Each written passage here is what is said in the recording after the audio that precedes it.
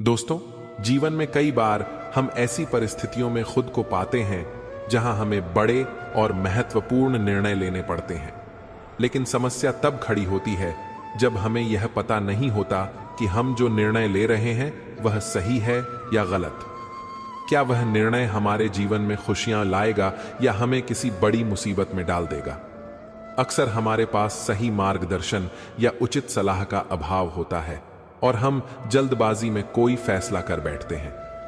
कुछ निर्णय हमें सफलता की ऊंचाइयों तक पहुंचाते हैं और इसीलिए जीवन में सफलता प्राप्त करने के लिए सही निर्णय लेने की क्षमता अत्यंत महत्वपूर्ण है। तो आइए आज की इस ज्ञानवर्धक कहानी के माध्यम से समझते हैं कि जीवन में सही निर्णय कैसे लिए जाएं और इसके लिए कौन सी विधियां सर्वाधिक उपयुक्त हैं। तो चलिए बिना किसी विलंब के कहानी शुरू करते हैं। यह कई वर्ष पुरानी बात है। एक छोटे से राज्य में एक महात्मा रहते थे जिनकी विद्वत्ता और ज्ञान की चर्चा दूर दूर तक फैली हुई थी। वह महात्मा अत्यंत ज्ञानी थे और लोग अपनी समस्याओं के समाधान के लिए दूर दूर से उनके पास आते थे। जब भी कोई व्यक्ति अपनी कठिनाइयां लेकर उनके पास पहुंचता तो वे उसकी बात बहुत ध्यान से सुनते, उसकी समस्या को गहराई से समझते और उसमें पूरी तरह डूब जाते थे। इसके बाद वह कुछ समय अपने आश्रम में एकांत में बैठकर आंखें बंद करके उस समस्या पर विचार करते हुए दिखते और फिर उसका समाधान प्रस्तुत करते।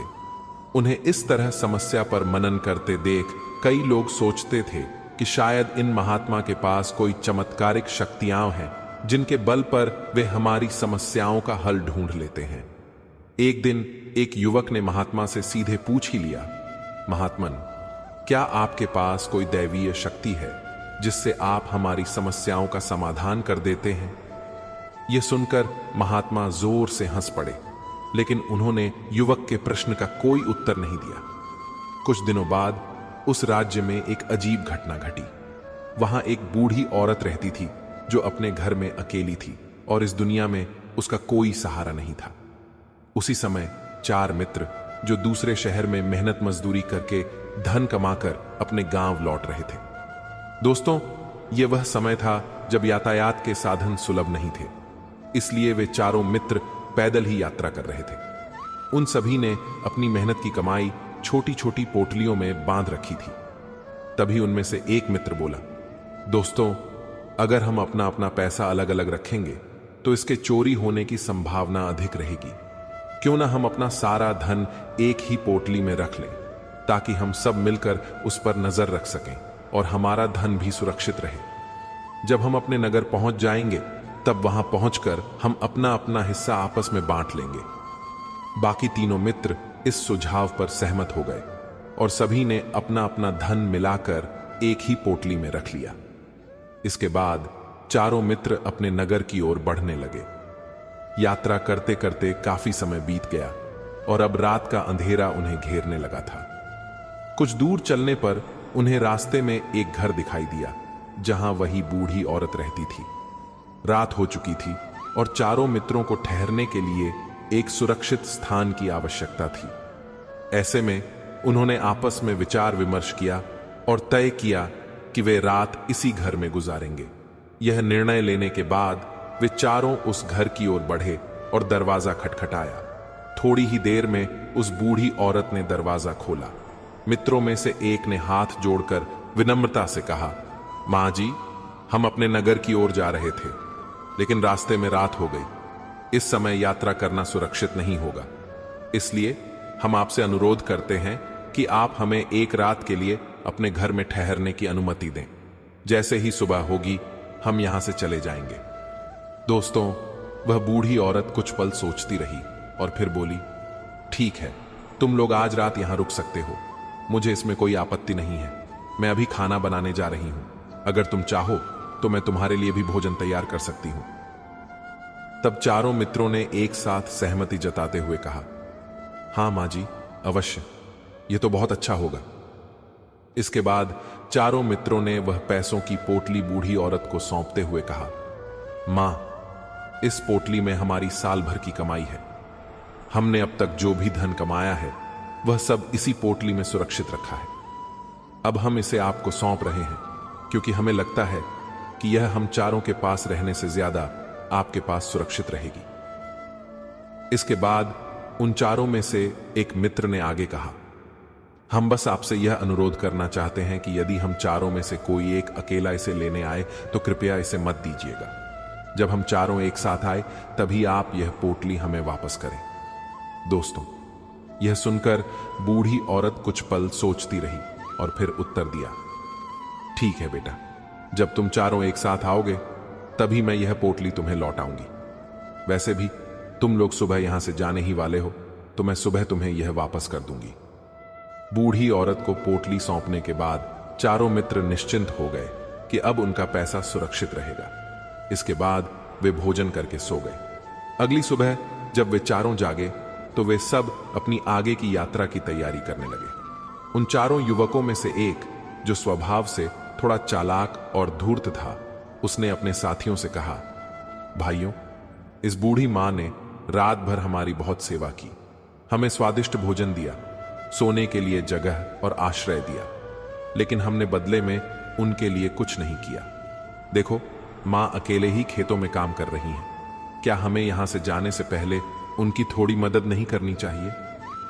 उस युवक ने अपने मन में एक चालाकी भरी योजना बना ली थी कि वह किसी भी तरह बूढ़ी मां से वह पोटली हासिल कर लेगा। उसके बाकी 3 मित्र उसकी बातों में आ गए और वे सभी खेतों में काम करने चले गए।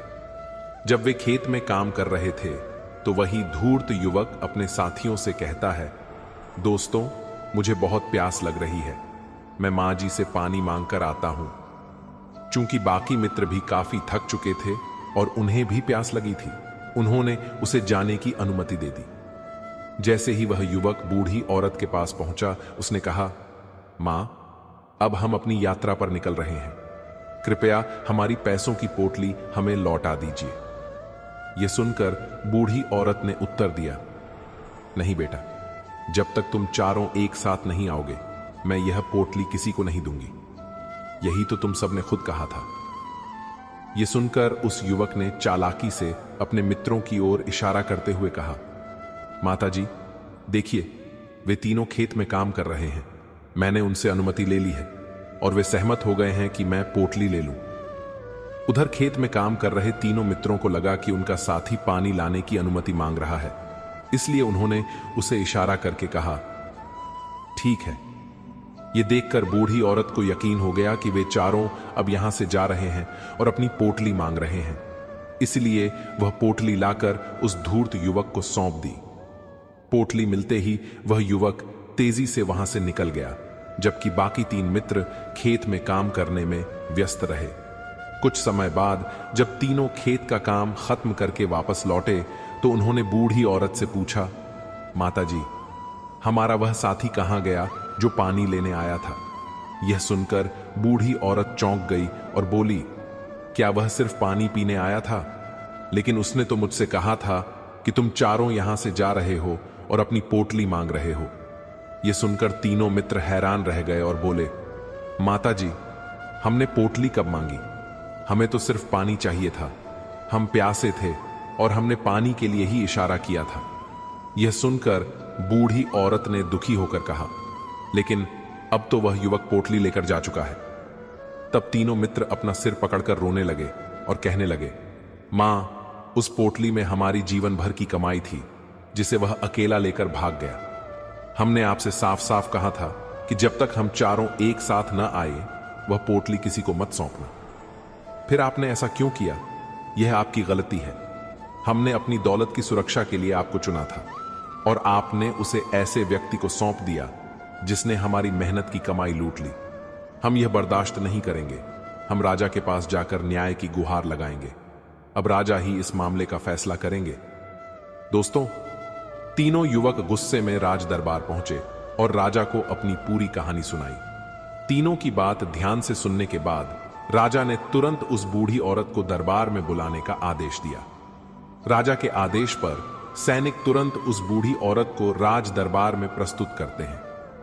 राजा सबके सामने उस बूढ़ी औरत को दोषी ठहराते हुए कहते हैं, जब उन चारों ने तुम्हें पहले ही निर्देश दिया था कि जब तक चारों एक साथ न आए पैसा किसी को न देना, तो तुम्हें वह पोटली किसी एक व्यक्ति को नहीं सौंपनी चाहिए थी। फिर भी तुमने उसे अकेले को दे दी। यह तुम्हारी लापरवाही है और तुम्हें इसका दंड भुगतना होगा। तुम्हें इस धन की क्षतिपूर्ति करनी होगी। राजा से यह सुनकर बूढ़ी औरत फूट फूट कर रोने लगी और राजा से विनती करने लगी, हे राजन, मैं एक असहाय और बूढ़ी औरत हूं। मेरे पास इतने पैसे नहीं हैं कि मैं इन युवकों का धन लौटा सकूं। मेरा कमाने वाला भी कोई नहीं है। कृपया मुझ पर दया करें महाराज। मैं क्या करूं? कहां से इतने पैसे लाऊं? लेकिन राजा ने उसकी एक न सुनी। बूढ़ी औरत निराश होकर रोते हुए अपने घर लौट आई। वह सोचने लगी, आखिर मेरे पास इतने पैसे कहां से आएंगे? मैं इन युवकों का धन कैसे लौटाऊंगी? मेरे पास तो कुछ भी नहीं है। अगर मैंने पैसे नहीं लौटाए तो राजा मुझे दंड देंगे। लेकिन गलती तो मेरी भी है। जब उन चारों ने पहले ही कहा था कि जब तक चारों एक साथ ना आए पोटली किसी को नहीं देनी है, फिर भी मैंने उसे केवल एक व्यक्ति को सौंप दिया। यह मेरी ही भूल थी। वह रोते रोते इन्हीं विचारों में डूबी जा रही थी। तभी रास्ते में उसे वही महात्मा मिले। वह अपनी बुद्धिमत्ता और न्यायप्रियता के लिए नगर में प्रसिद्ध थे और किसी भी समस्या का समाधान आसानी से कर देते थे। महात्मा जी ने बूढ़ी औरत को रोता हुआ देखकर पूछा, बेटी, क्या हुआ? तुम इतनी चिंतित क्यों हो? इस पर बूढ़ी औरत ने आंसू पोंछते हुए कहा, हे महात्मा जी, मेरी ही गलती के कारण आज मैं इस मुसीबत में फंसी हूं। उन चारों ने मुझे पहले ही कहा था कि जब तक वे चारों एक साथ न आई, मुझे वह पोटली किसी को नहीं सौंपनी है। पर जैसे मेरी बुद्धि पर पर्दा पड़ गया था, मैंने वह पोटली केवल एक व्यक्ति को दे दी और वह सारा धन लेकर वहां से फरार हो गया। अब मुझे समझ नहीं आ रहा कि मैं वह सारा धन कहां से लाऊं, उसकी भरपाई कैसे करूं। मेरे पास इतने पैसे नहीं हैं और राजा ने आदेश दे दिया है कि मुझे वह धन हर हाल में लौटाना होगा। लेकिन मैं उलझन में हूं कि मैं इतने पैसे कैसे जुटाऊंगी। तब महात्मा ने बूढ़ी औरत को सांत्वना देते हुए कहा, शांत हो जाओ बेटी, मैं अवश्य कोई न कोई समाधान निकालूंगा। यह कहकर महात्मा वहीं बैठ गए और कुछ देर आंखें बंद करके गहरे ध्यान में चले गए। वे मौन रहकर समस्या का समाधान खोजने का प्रयास करते हैं। फिर वे धीरे से अपनी आंखें खोलते हैं और बूढ़ी औरत से कहते हैं, बेटी, राजा ने जो निर्णय लिया है वह उचित नहीं है। तुमने जो किया उसमें तुम्हारी गलती नहीं है। राजा का यह निर्णय अन्यायपूर्ण है। महात्मा के ये शब्द सुनकर बूढ़ी औरत चौंक गई। वह सोचने लगी कि राजा का निर्णय गलत कैसे हो सकता है। राजा तो हमेशा न्याय का पालन करते हैं और कभी किसी के साथ अन्याय नहीं करते। फिर आज उनके निर्णय को अनुचित कैसे कहा जा सकता है। आसपास खड़े लोग भी यह बातचीत ध्यान से सुन रहे थे। वे भी सोचने लगे कि राजा का फैसला गलत कैसे हो सकता है। सभी को लग रहा था कि राजा ने सही फैसला लिया है, क्योंकि गलती तो बूढ़ी औरत की ही थी। उसने चारों का पैसा केवल एक व्यक्ति को सौंप दिया था। ऐसी स्थिति में उसे पैसे लौटाने ही चाहिए थे। यह स्वीकार करना मुश्किल था कि राजा ने गलत फैसला लिया है। तब महात्मा बूढ़ी औरत से कहते हैं, तुम जाओ और राज दरबार में जाकर कहो कि हे राजन, आपका निर्णय गलत है। सही क्या है और गलत क्या है, इसका फैसला मैं करूंगी। पहले तो बूढ़ी औरत में हिम्मत नहीं हुई कि वह दरबार में जाकर राजा से कहे कि उनका फैसला सही नहीं है। लेकिन कुछ देर सोचने के बाद उसने हिम्मत जुटाई और राज दरबार की ओर चल पड़ी। जब वह दरबार में पहुंची तो उसने कांपती हुई आवाज में राजा से कहा, हे राजन, आपने जो निर्णय लिया है वह सही नहीं है। यह कहते हुए उसने राजा को पूरी घटना सच सच बता दी। दोस्तों, बूढ़ी औरत की बातें सुनकर राजा अत्यंत क्रोधित हो गए। उन्होंने गुस्से में कहा, कौन है वह महात्मा जिसने मेरे निर्णय को गलत ठहराया है? क्या उसे नहीं लगता कि मैंने एक न्यायपूर्ण निर्णय लिया है? मैं हर दिन इतने निर्णय लेता हूं, अनगिनत मामलों में फैसले सुनाता हूं, लेकिन आज तक किसी की हिम्मत नहीं हुई कि वह कहे कि मेरा निर्णय गलत है। यदि उस महात्मा ने मुझसे बेहतर और न्याय संगत निर्णय नहीं दिया तो मैं उसे मृत्यु दंड दूंगा।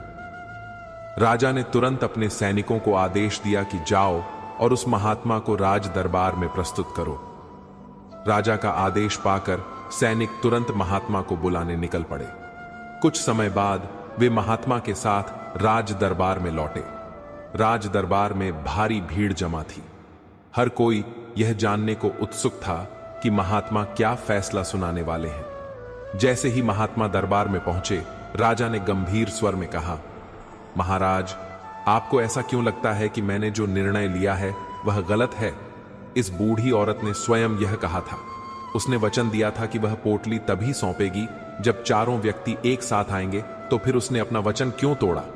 उसने केवल एक व्यक्ति को पोटली क्यों सौंप दी, जिसके कारण वह धोखेबाज सारा पैसा लेकर भाग गया? तो क्या यह उसकी गलती नहीं है? क्या उसे उन लोगों का पैसा नहीं लौटाना चाहिए? इस पर महात्मा ने अत्यंत शांत और विनम्रता से उत्तर दिया, हे राजन, यह आपका निर्णय है, लेकिन मैं आपसे एक बात कहना चाहता हूं।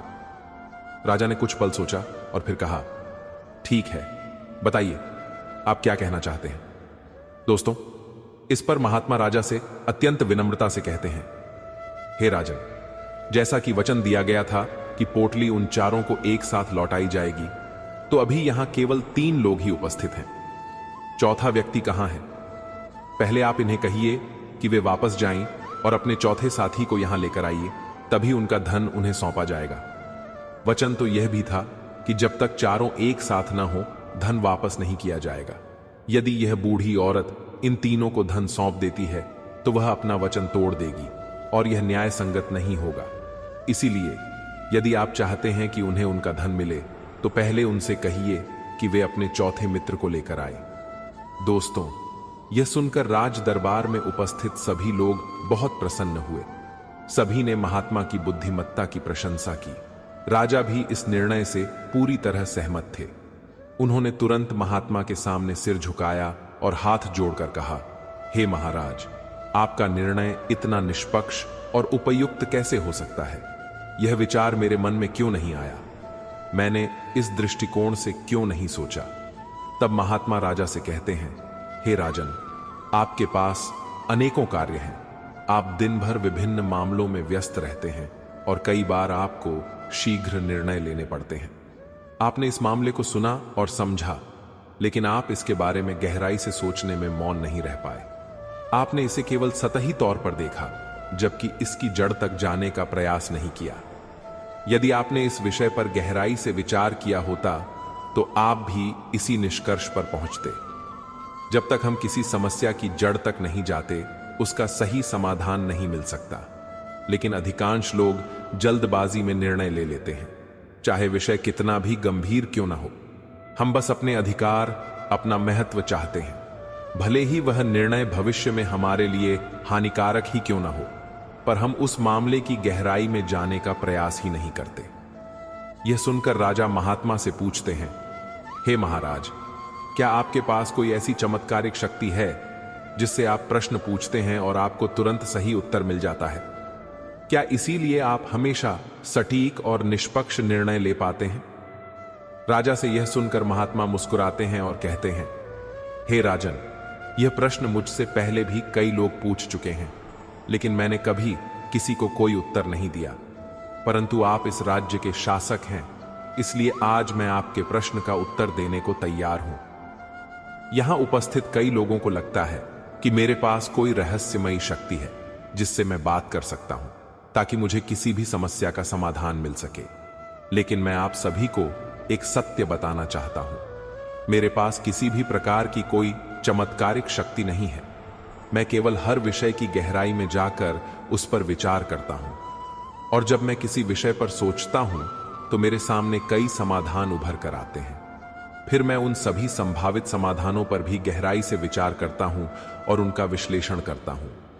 जब मैं पूरी तरह आश्वस्त हो जाता हूं कि किसी समस्या का सही समाधान क्या होना चाहिए, तभी मैं उस समाधान को प्रस्तुत करता हूं, ताकि उस व्यक्ति को उसकी समस्या का उचित समाधान मिल सके।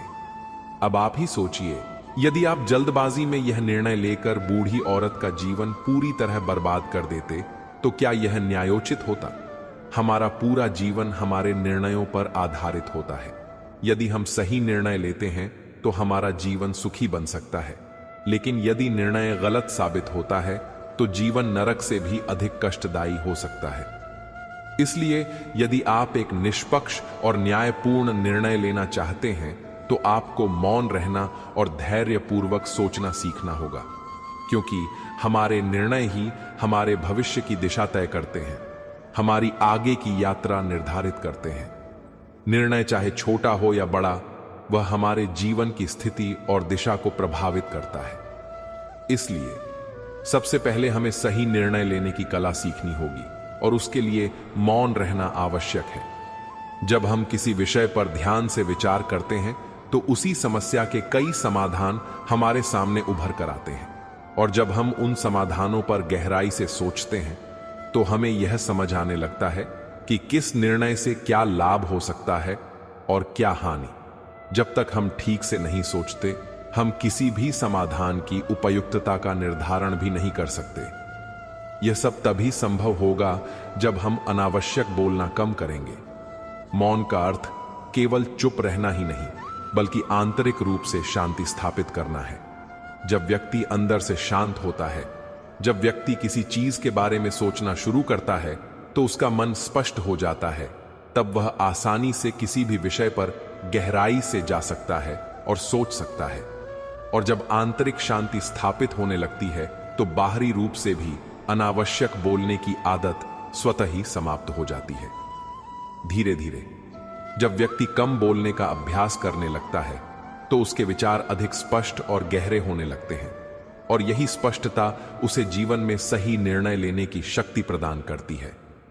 जब हम अपने विचारों को स्वच्छ और संतुलित बनाते हैं, तभी हमारे भीतर पवित्रता आती है, जिसके कारण आपको स्पष्ट रूप से समझ आने लगता है कि कौन सा निर्णय सही होगा और कौन सा निर्णय गलत साबित हो सकता है। आपको यह भी अच्छी तरह पता चल जाता है कि किसी परिस्थिति में आपको क्या करना चाहिए और क्या करने से बचना चाहिए। लेकिन हम में से अधिकांश लोग खुद को सही साबित करने या खुद को श्रेष्ठ दिखाने के प्रयास में बहुत अधिक बोलते हैं। वे इतना बोलते हैं कि उनकी बातों को गंभीरता से नहीं लिया जाता। कई बार उन्हें यह भ्रम हो जाता है कि ज्यादा बोलना ही उनका सबसे बड़ा हथियार है, लेकिन वे भूल जाते हैं कि ज्यादा बोलकर वे खुद को मूर्ख साबित कर रहे हैं। लोग उनका मजाक उड़ाने लगते हैं, उन्हें कम आंकने लगते हैं और धीरे धीरे उनसे दूरी बना लेते हैं, क्योंकि उनकी निरर्थक बातें दूसरों को उबाऊ लगने लगती हैं। लेकिन जब आप अपने भीतर शांति स्थापित करने का प्रयास करते हैं और धीरे धीरे मौन रहना सीखते हैं, तो आप खुद को पहले से अधिक गहराई से समझने लगते हैं। आप अपने व्यक्तित्व और विचारों के बारे में गंभीरता से सोचने लगते हैं। तब आपको स्पष्ट रूप से महसूस होने लगता है कि अनावश्यक बोलने से हमारी ऊर्जा व्यर्थ होती है। यदि उसी ऊर्जा का उपयोग किसी सार्थक कार्य में किया जाए तो यह हमारे जीवन में सकारात्मक बदलाव ला सकती है। यदि हम अपने निर्णय सोच समझकर लेना सीख लें तो न केवल हम तनाव मुक्त रह सकते हैं, बल्कि हमारी नींद भी पहले से बेहतर हो सकती है। और जब व्यक्ति शांत मन से सोचने की आदत डाल लेता है तो उसका मस्तिष्क पहले से अधिक प्रभावी ढंग से काम करने लगता है। यह पहले से अधिक तेज और मजबूत हो जाता है। मैं आपको इसका एक बेहतरीन उदाहरण देना चाहूंगा। जब आप स्कूल में पढ़ते थे या यदि आप अभी भी शिक्षा प्राप्त कर रहे हैं तो आपने देखा होगा कि जो छात्र होशियार होते हैं वे अधिकतर कम बोलते हैं और अपने समय का सदुपयोग करते हैं।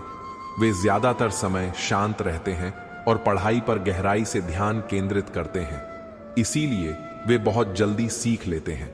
दूसरी ओर जो छात्र बहुत ज्यादा बातें करते हैं वे भले ही 24 घंटे पढ़ाई करें, फिर भी वे विषय वस्तु को उतनी कुशलता से याद नहीं रख पाते जितना शांत और एकाग्र छात्र कर लेते हैं। महान आचार्य चाणक्य ने भी कहा है कि जो व्यक्ति यह अच्छी तरह समझता है कि उसे कब, कहां और कितना बोलना चाहिए, उसे सफल होने से कोई नहीं रोक सकता। आप इतिहास में भी देख सकते हैं कि आज तक जितने भी महान और सफल लोग हुए हैं उनमें एक विशेषता समान रही है कि वे बहुत कम बोलते थे और अपना पूरा ध्यान अपने लक्ष्य पर केंद्रित रखते थे। वे अपना समय और ऊर्जा व्यर्थ की बातों में बर्बाद नहीं करते थे, बल्कि उसका उपयोग अपने लक्ष्य को प्राप्त करने में करते थे। इसलिए आपको भी इस आदत को अपनाना चाहिए और कम बोलने का मतलब यह नहीं है कि आप केवल बाहर से ही मौन रहें, बल्कि भीतर से भी मौन रहें। जब आप भीतर से मौन रहना सीख जाते हैं तो आपका मन अधिक स्पष्ट हो जाता है और आप किसी भी विषय पर गहराई से सोच सकते हैं। यदि आप नियमित रूप से इस आदत का अभ्यास करना शुरू करते हैं तो कुछ ही दिनों में आपको इसके चमत्कारी परिणाम स्पष्ट रूप से दिखने लगेंगे। इस पूरी चर्चा से हमें यह सीख मिलती है कि जीवन में सफलता और शांति प्राप्त करने के लिए मौन रहना एक महत्वपूर्ण गुण है। बहुत अधिक बोलना न केवल हमारी ऊर्जा बर्बाद करता है, बल्कि हमारी गंभीरता को भी कम करता है। जब हम बहुत ज्यादा बोलते हैं तो लोग हमारी बातों को हल्के में लेने लगते हैं और धीरे धीरे हमारा प्रभाव कम होने लगता है। इसके विपरीत जो व्यक्ति कम बोलता है वह अधिक प्रभावशाली होता है, क्योंकि उसकी बातों में गंभीरता होती है। दोस्तों, उनके व्यक्तित्व को देखकर हम यह भी समझ सकते हैं कि उनकी सफलता का एक बड़ा कारण उनकी विचारशीलता और धैर्य है। वे अपने शब्दों का चयन सोच समझकर करते हैं और अपनी ऊर्जा व्यर्थ की बातों में बर्बाद नहीं करते। इसीलिए यदि हम भी अपने जीवन में सफलता प्राप्त करना चाहते हैं तो हमें यह सीखना होगा कि हमें कब, कहां और कितना बोलना चाहिए। इसके अलावा मौन रहने से हमारा मस्तिष्क अधिक शक्तिशाली बनता है और हमारी निर्णय लेने की क्षमता बढ़ती है। जब हम किसी विषय पर गहराई से सोचते हैं तो हमें उसके कई पहलू दिखाई देते हैं, जिसके कारण हम अधिक सही और तार्किक निर्णय लेने में सक्षम होते हैं। इसलिए यदि हम जीवन में आगे बढ़ना चाहते हैं तो हमें अनावश्यक बोलने की आदत छोड़नी होगी और विचारशीलता और मौन को अपनाना होगा। यही सफलता की असली कुंजी है। मित्रों, आप सबको यह कहानी कैसी लगी हमें कमेंट करके जरूर बताएं। अगर कहानी पसंद आई हो तो इस वीडियो को अपने दोस्तों और परिवार के साथ जरूर शेयर करें। कृपया चैनल को सब्सक्राइब करें और वीडियो को लाइक करें।